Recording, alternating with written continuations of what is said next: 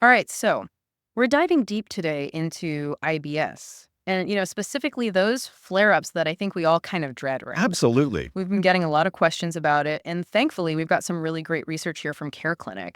And one thing that really struck me was just how much they emphasize the individual experience of IBS. Yeah. It's not one size fits all, so It really isn't. And I think Uh-huh. that's why people get so frustrated, right? Exactly. Because it's like, why doesn't this work for me? It worked for my friend. It worked for, Right, or what worked for me 2 weeks ago is not working now. exactly. Exactly. Yeah, so that's something I definitely wanna make sure we dig into.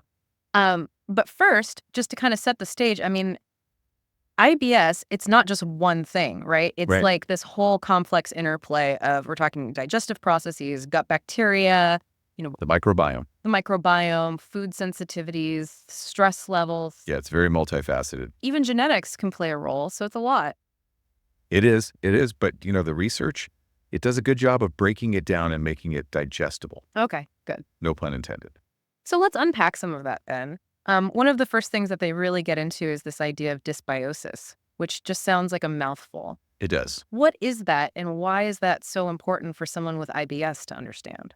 So dysbiosis basically means that there's an imbalance in the gut bacteria, right? You've got trillions of bacteria in your gut. Like a whole world in there. It is. It Yeah. is a whole world. And you want to have a good balance of the good bacteria and the bad bacteria.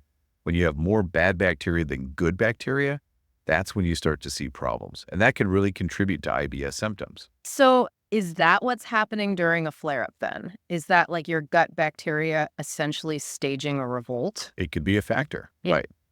Because when the gut bacteria is out of whack, it can disrupt the entire digestive process. That can lead to inflammation. It can lead to changes in bowel movements and all those fun symptoms that you experience during a flare-up. Right, right. Okay. So if we think about it that way, it kind of makes sense why there's so much emphasis these days on probiotics and prebiotics and all that. Right, because you want to feed the good bacteria. Right? Yeah. Give them the weapons to fight. Exactly, exactly. But, before we even get into solutions, one thing this research really emphasizes is the importance of kind of being a detective with your own body, Okay. like figuring out what your triggers are. Tracking. Yeah. Yeah. Food journal, all that. Oh, food journal. Absolutely. And they talk about not just tracking what you're eating, but also your stress levels, your sleep, Oh, interesting. your menstrual cycle, if that's relevant, Yeah. because all of these things can actually play a role. I can see that because, like, I know for me, if I'm not sleeping well, Uh-huh. my stomach is a mess the next day. So it makes sense that those things would be connected. It's all connected. It really is. Yeah, yeah. So, okay, we're tracking everything, we're being mindful, and then bam, flare up hits anyway. Happens to the best of us. Yeah. What's the plan? What do we do in those moments? Well, they talk about a few things, and I think this is going to resonate with a lot of listeners. Number one, hydration, hydration, hydration.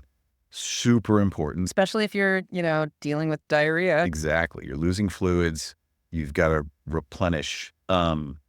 They talk about, of course, over-the-counter relief for managing the symptoms. Yeah, like your Pepto-Bismol, things like that. Exactly. But always check with your doctor first, of course. Right, of course. Always good to get that personalized advice. Absolutely. Now, one thing I thought was really interesting that I actually don't think I'd really put together before, they talk about the link between IBS and muscle pain. Yeah. What's that all about? Yeah. So a lot of people with IBS actually experience muscle pain, particularly in their lower back and legs. Really? Huh. Yeah. And it's not something that you would necessarily think to connect Tough. right to your IBS, but it can be a common symptom. Yeah. And so they recommend actually keeping track of your pain severity along with your other IBS symptoms, because it might actually reveal a pattern that, would be helpful for you and your doctor. I'm already feeling like I need to up my tracking game. Like this is, It's a lot to track. Yeah. it's a lot. It's like you're saying, okay, well, if I track more, maybe I'll have more information to like work with. Exactly. Exactly. Okay, so we've talked about the symptoms. We've talked about managing those flare-ups. But, this research from CareClinic, it also goes deeper into the science of what's actually going on in our gut. Yeah. And they talk about the microbiome, which I have to admit, even I'm still wrapping my head around what that actually means. It's a whole other world in there, right? They're really... Trillions of bacteria all living in this delicate ecosystem. And like any ecosystem, you need a balance. You've got the good guys, the bad guys, Right. and they're all interacting. So it's like, are we just a walking Petri dish? Kind of, yeah. But Yeah. it's actually really fascinating when you start to learn about it, because the microbiome, it plays a role in so many different aspects of our health, not just digestion. Oh, really? Oh, yeah, your immune system, even your mental health can be affected by what's going on in your gut. Wow, that's crazy. So it's all connected. It is, it's all connected. Okay, so back to the bacteria, right? We talked about dysbiosis earlier, Uh-huh. that imbalance of the good and the bad. Are there specific types of bacteria that we know are like the good guys that we want to have more of? Yeah, definitely. So two of the main ones that you'll hear a lot about are lactobacillus and bifidobacterium. Okay. And these are like the superheroes of your gut. They help to keep everything running smoothly. They help to control the growth of harmful bacteria. They aid in digestion. Those are the ones you see on yogurt labels and stuff. Exactly. So you'll see them in yogurt. You'll see them in probiotic supplements. And those can be helpful for some people in terms of, introducing more of those good bacteria into the gut. So does that mean like if I eat yogurt every day, my IBS will be cured? If only it were that simple, right? Right. Unfortunately, it's not always that straightforward. Yeah. Everyone's microbiome is different. Right. So what works for one person might not work for another.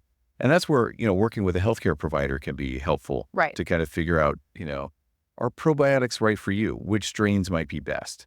It can be a little bit of trial and error sometimes, but Okay, that's good to know. So it's not hopeless. It's individualized. exactly. Okay. It's about finding what works for you. Okay. And speaking of things that might work or might not work, because we were talking about triggers earlier, and I know for me, stress is a huge one. Yeah. And the research here, they talk about the link between stress and IBS. It's a real thing. Oh, it's very real. When we're stressed, our brains are sending signals to our gut. And that can actually change the way our gut functions. So like my anxiety is literally giving me a stomach ache. Pretty much, yeah. The stress hormone, cortisol, it can wreak havoc on your digestive system. Cortisol. Yeah, not a friend of the gut. Not a friend. But there is good news because they do offer some practical strategies for managing stress. Things like getting organized so you feel less overwhelmed. Oh, yeah. Exercise, even just a short walk can make a difference. Right. And relaxation techniques like deep breathing, meditation, those can all be helpful for calming those stress responses in the body. I like that. It's like, we think about what we eat, but it really is this whole mind-body connection. It is, absolutely. Okay, now, one thing I wanted to ask you about, because you had mentioned this before we started recording, this idea of an elimination diet. Yeah. What is that?